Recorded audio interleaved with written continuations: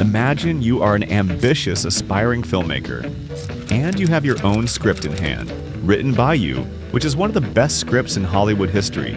How much would you spend to make the movie? 10 million? 50 million?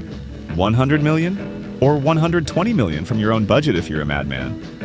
When Quentin Tarantino was faced with this problem, he decided to make his debut film for only $30,000, taking his friends as actors and setting up the shoot literally in his garage.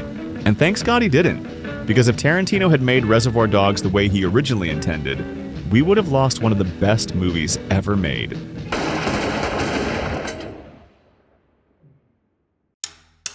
(1990) Young Quentin Tarantino works in a video store, the only place where an aspiring director can find inspiration, and Quentin finds it. He watches a Hong Kong movie called City on Fire, made in 1987, 4 years before Reservoir Dogs. The film is about a cop who, like Mr. Orange in Reservoir Dogs, infiltrates a gang. Inspired by this movie, Tarantino starts writing the screenplay. He completes the Reservoir Dogs script in just 3 weeks, and it's wild. Tarantino decides to make the movie himself, with his own money. To pay for it, he sells the True Romance script to Silver Pictures. I never really was trying to sell Reservoir Dogs because at some point I had finally been able to sell True Romance for the lowest amount of money they could legally pay me. But I could have actually made Reservoir Dogs in 16 millimeter with $30,000. So I kind of could make my movie. So I didn't have to fuck it up. I didn't have to compromise in any way. I mean, if you want to give me $1 million to make my movie, well then all great, but it's got to be the same movie. But something happens that changes Quentin's career forever. The Reservoir Dogs script is given to aspiring producer Lawrence Bender. I met Lawrence Bender at a party for a friend of mine, a friend of Lawrence's. Lawrence had just done his first movie. It was a $100,000 slasher movie called The Intruder. And it was a little while after that. It went really well. It's called Intruder. And Scott was friends with Quentin.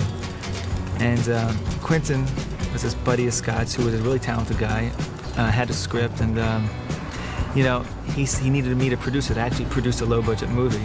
Tarantino and Bender's meeting changed both of their careers, and Tarantino worked with Lawrence for the next 19 years. Bender damn well liked the script. He wrote the script in 3.5 weeks, literally. And I went to his house, drove up to his house. He didn't have a car, and he was hand-picking them out on his typewriter, and I was reading them. I was like, oh my God, this is amazing. This is really amazing. And I got really excited, and I said, listen, give me some time. I could raise some real money for this. And he promised Quentin that at any cost will find the money to make this movie. And at first, Tarantino couldn't believe it. And I showed it to the guy who ended up becoming my partner on the film, Lawrence Bender. And he read it, and he was like, Quentin, this is a pretty good script. I mean, we could actually get real money and make a real movie. And I was like, nah, man, I've been hearing that for years. No one's going to give me money to make a movie. I haven't done shit. It's just not going to work out. It's just not going to work out. I don't buy it. Now that I've actually got some money in my hand, I'm going to do it this way and take it on the film festival circuit. They made a contract on a napkin. Quentin gave Bender 2 months to find money. But in a week, things happened very fast. Lawrence was a student at Peter Flowers acting school. One day in a conversation with him, he mentioned Reservoir Dogs, and Flower asked who Bender would cast in the lead role. And Bender replied, Ladies and gentlemen, Harvey Keitel. But luckily, Peter's wife was friends with Harvey Keitel's wife, so she could have sent the script to him at any time. A few days later, Bender got a message from Harvey Keitel. He liked the script a hell of a lot and said he would play the lead and finance the movie. And within a month, the budget for Reservoir Dogs went from $30,000 to $1.2 million. And the unknown director now had a star-studded cast and $1.5 million. My fucking hero.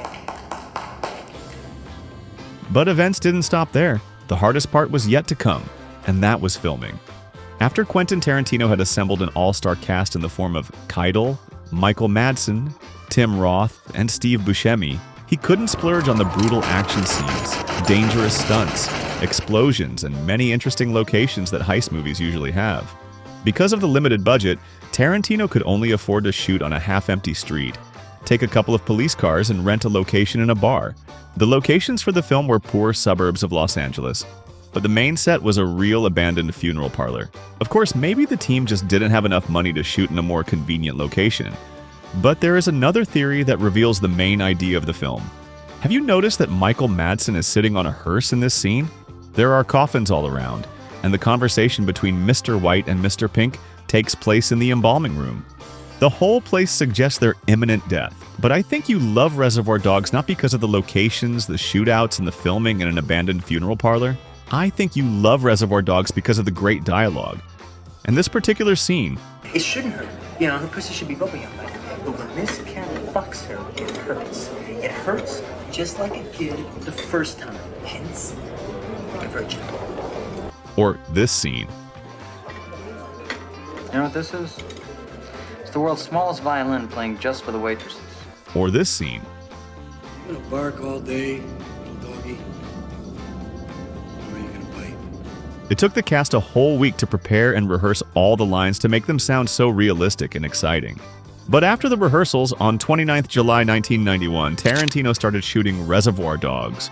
The entire film was shot on Arriflex 35 and cheap Panavision cameras. The cinematographer of the film was Andrei Sakula. The cinematography of Reservoir Dogs consisted of using static shots to emphasize the acting and dialogue. This choice makes the film essentially a theater piece. Because of the low budget, they had to use natural light and interior details. For example, this car is Michael Madsen's car, but the hardest role was Tim Roth's, because he had to lie in a pool of artificial blood all day, 10 whole hours a week. The fake blood that Tim Roth poured on to show his heavy bleeding dried up so fast that he literally had to rip the place off after every scene. All in all, to say that Tim Roth was uncomfortable during the shooting is to say nothing. Filming was completed in just 3 weeks, and in January 1992, Reservoir Dogs premiered at the Sundance Film Festival, and the reaction was mixed. Some loved the movie for its cool dialogue, suspense, and plot. Others saw it as just that.